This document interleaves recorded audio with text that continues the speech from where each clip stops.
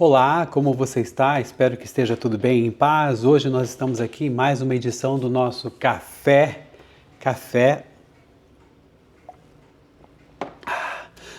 com Jesus e vamos aqui para a nossa bola da vez, Êxodo 38, leitura e reflexão. Bora lá, leitura.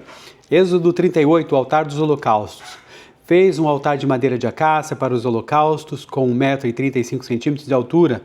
Era quadrado com 2,25 m de cada lado e fez uma ponta em forma de chifre em cada um dos 4 cantos, formando uma só peça com altar, o qual revestiu de bronze. De bronze fez todos os seus utensílios, os recipientes para recolher cinzas, as pás, as bacias de aspersão, os garfos para a carne e os braseiros. Fez uma grelha de bronze para o altar em forma de rede, abaixo da sua beirada, à meia altura do altar. Fundiu 4 argolas de bronze para sustentar as varas nos 4 cantos da grelha de bronze. Fez as varas de madeira de acácia, revestiu-as de bronze e colocou-as nas argolas nos 2 lados do altar para que o pudessem carregar. O altar era oco, feito de tábuas. Fez a bacia de bronze e a sua base com os espelhos das mulheres que serviam à entrada da tenda do encontro. O pátio. Fez também o pátio. O lado sul tinha 45 metros de comprimento e cortinas externas de linho fino trançado, com 20 colunas e 20 bases de bronze, com ganchos e ligaduras de prata nas colunas. O lado norte também tinha 45 metros de comprimento, com 20 colunas e 20 bases de bronze. Os ganchos e as ligaduras das colunas eram de prata. O lado ocidental, com suas cortinas externas, tinha 22,5 metros de largura, com 10 colunas e 10 bases, com ganchos e ligaduras de prata nas colunas. O lado oriental, que dá para o nascente, também tinha 22,5 metros de largura. Havia cortinas de 6 metros e 75 centímetros de comprimento num dos lados da entrada, com 3 colunas e 3 bases, e cortinas de 6 metros e 75 centímetros de comprimento no outro lado da entrada do pátio, também com 3 colunas e 3 bases. Todas as cortinas ao redor do pátio eram feitas de linho fino trançado. As bases das colunas eram de bronze, os ganchos e as ligaduras das colunas eram de prata, e o topo das colunas também eram revestidos de prata, de modo que todas as colunas do pátio tinham ligaduras de prata. Na entrada do pátio havia uma cortina de linho fino trançado e de fios de tecido azul, roxo e vermelho, obra de bordador. Tinha 9 metros de comprimento e, à semelhança das cortinas do pátio, tinha 2 metros e 25 centímetros de altura, com 4 colunas e 4 bases de bronze. Seus ganchos e ligaduras eram de prata e o topo das colunas também era revestido de prata. Todas as estacas da tenda do tabernáculo e do pátio que o rodeava eram de bronze. O material para a construção do tabernáculo. Esta é a relação do material usado para o tabernáculo da aliança, registrada por ordem de Moisés, pelos levitas sob a direção de Itamar, filho de Arão, o sacerdote. Bezalel, filho de Uri, neto de Ur, da tribo de Judá, fez tudo o que o Senhor tinha ordenado a Moisés. Com ele estava Aholiabe, filho de Aizamaque, da tribo de Dan, artesão e projetista, e também bordador em linho fino e de fios de tecido azul, roxo e vermelho.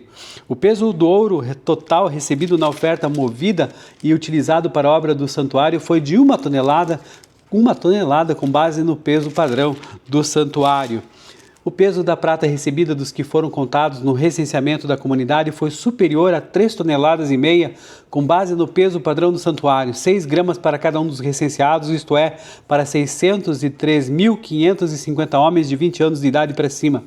As 3,5 toneladas de prata foram usadas para fundir as bases do santuário e do véu. 100 bases feitas, das 3,5 toneladas, 35 quilos para cada base. 20 quilos e 300 gramas foram usados para fazer os ganchos para as colunas, para revestir a parte superior das colunas e para fazer as suas ligaduras. O peso do bronze da oferta movida foi de 2,5 toneladas. Ele utilizou para fazer as bases da entrada da tenda do encontro, o altar de bronze, a sua grelha e todos os seus utensílios, as bases do pátio ao redor e da sua entrada e todas as estacas do tabernáculo e do pátio em derredor. Senhor, nosso Deus, muito obrigado por tudo que o Senhor tem feito, obrigado por esse dia. Nós queremos agradecer ao Senhor pela leitura de Êxodo 38, Pai. Agora nós pedimos a Tua bênção para que o Senhor nos ajude, Pai, a refletirmos sobre esse texto. Em nome de Jesus, amém. Gente, o capítulo 38 do livro de Êxodo detalha, então, essa conclusão da confecção aí dos utensílios e da estrutura exterior do tabernáculo sob a liderança de Bezalel e de Aholiabe, em estrita obediência às orientações divinas dadas por Moisés ali, né, no Monte Sinai. Então essa porção bíblica, gente, destaca aí esse zelo artesanal na fabricação do altar dos holocaustos, da bacia de bronze e do pátio externo, além também de registrar um minucioso inventário ali dos metais preciosos e comuns ali empregados nessa obra sagrada, evidenciando a transparência, a ordem e a comunhão coletiva do povo de Israel na adoração do Senhor. E aí nós temos então vários blocos que são tratados aí então as partes, né? Por exemplo, do 1 até o 7, o altar do holocausto, que era ali, foram feitas ali o altar para os holocaustos utilizando madeira de acácia. Depois temos ali a questão dos utensílios para o transporte, foram feitos em bronze os recipientes para recolher cinzas, pás, bacias de aspersão, garfos para carne e braseiros, além de uma grelha em rede e várias revestidas de bronze para facilitar seu transporte. Temos então a bacia de bronze do versículo 8, temos ali o pátio do tabernáculo também dos versículos 9 até o 20, e que detalha ali a questão dos limites do pátio, com as suas cortinas externas de linho fino trançado, e aí também a questão das colunas com bases de bronze. Temos também aí os versículos 21 a 31, que há um inventário dos materiais do tabernáculo. Talvez aí a gente mereça conversar um pouquinho, porque a contabilidade dos materiais foi registrada pelos levitas sob a direção de Itamar, que era um dos filhos do sacerdote Arão, e foi executada fielmente ali a ordem pelos artífices Bezalel e Oholiabe, ou Aholiabe, como queira, né? Às vezes a gente se atrapalha para falar um pouquinho o nome disso, mas dessas pessoas, mas é assim mesmo. De qualquer maneira, o que acontece é o seguinte, que há sim um balanço então do ouro, da prata e do bronze utilizado, mas tudo isso de ouro, de prata e de bronze, vamos começar a conversar aqui então para a gente poder já dar andamento aqui nessas questões. O ouro, bom, o texto aponta ali, a gente fala ali mais ou menos 1 tonelada de ouro, ou 29 talentos e 730 ciclos de ouro, como é falado em outras versões. Bom, de onde que veio esse ouro todo? Veio diretamente das riquezas do Egito. O Império Novo ali do egípcio, né, era uma das maiores potências auríferas ali do mundo antigo, então cheio de ouro, extraindo então toneladas de ouro, principalmente das minas ali, por exemplo, da Núbia. E quando os israelitas partiram, que nós já vimos lá em Êxodo 12, os egípcios, que ficaram aterrorizados pelas pragas, você se lembra bem, entregaram, né, para os israelitas de bom grado, lembremos disso, vasos, joias e barras de ouro para que fosse apurada a saída do povo. É difícil de acreditar 1 tonelada de ouro, gente? Do ponto de vista da arqueologia egípcia, não. Para o Império Global, ali 1 tonelada de ouro era uma quantia perfeitamente viável. Por mais que para nós pareça uma coisa absurda, né? Mas só para vocês terem uma ideia, a famosa máscara ali de Tutankhamon, por exemplo, pesava mais de 10 quilos de ouro puro, para vocês terem uma ideia. E as tumbas reais também guardavam ali dezenas de toneladas. Então o ouro do tabernáculo, ele reflete essa questão essa opulência da civilização aí egípcia, da qual eles tinham acabado de sair.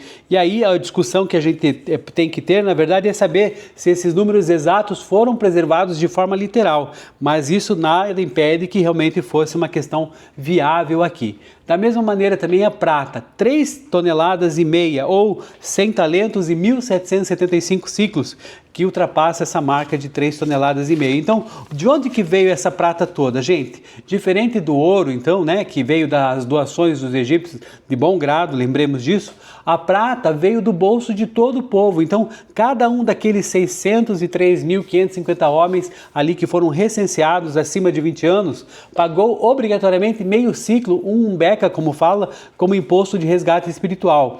E numericamente, 3,5 toneladas, divididas por mais de 600 mil pessoas, dá uma fração muito pequena, 5, 6 gramas de prata por homem. Então, para você entender essa questão dessa medida, né, o meio ciclo dele dava 6 gramas de prata por homem, o que torna então essa coleta perfeitamente realista ali para uma comunidade que era nômade.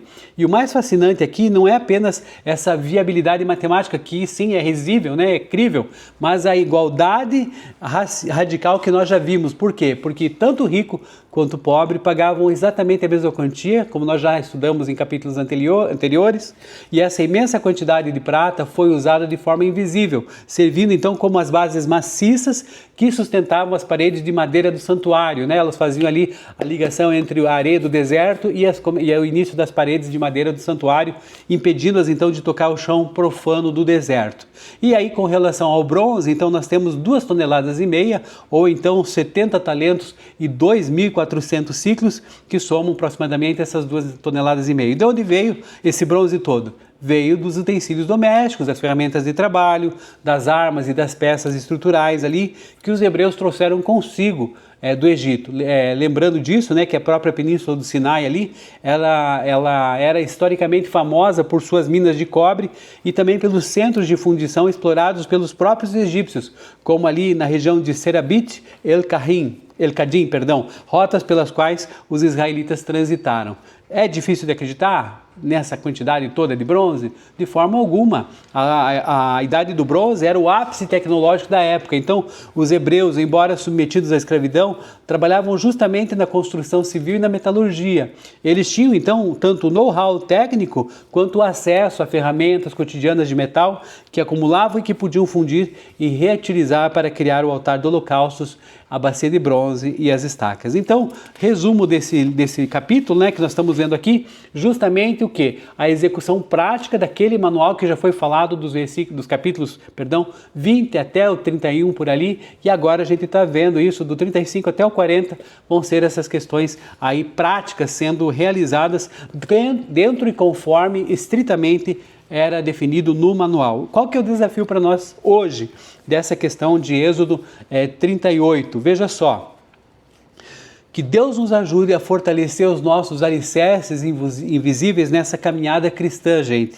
Assim como as sólidas bases ali de prata que sustentavam, né, o santuário ali no deserto, todas aquelas madeiras ali, aquelas estacas, né, concedendo-nos então um coração íntegro, transparente e totalmente dedicado a Ele, de modo que toda a nossa vida sirva de uma estrutura firme para a habitação do Senhor. Então que você possa, né, ser firme, ser forte, e mesmo passando aí pelos desertos da sua vida, como nós estamos vendo aqui, que você consiga passar ali, firme nas promessas do Senhor, de uma maneira que Ele seja exaltado e que você dê glória a Ele depois que passar essas dificuldades. Então, que hajam bases sólidas na nossa vida, na nossa fé e também na nossa integridade. Eu convido você a refletir sobre isso e agradeço a sua participação aqui no nosso Café com Justiça de hoje. Um grande abraço, até a próxima. A paz, Deus abençoe. Valeu!